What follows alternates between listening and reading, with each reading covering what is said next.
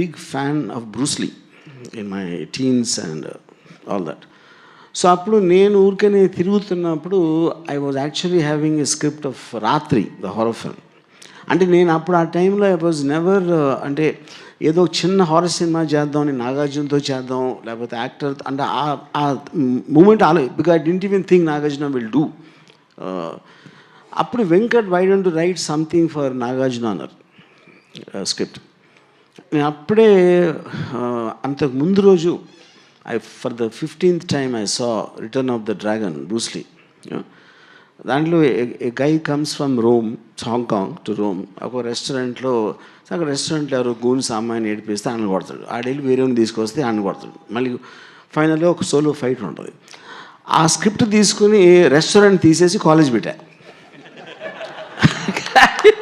I wrote the first draft, stuffed one line order with the believe it or not in 20 minutes. అంటే దాంట్లో నేను చేసింది ఏంటంటే నా కాలేజ్ ఎక్స్పీరియన్సెస్, క్యారెక్టర్స్ ఇలాంటివన్నీ మార్చేసి మార్షల్ ఆర్ట్స్ లేకుండా మామూలు ఫైట్స్ లాగా that is how it happened. Yeah.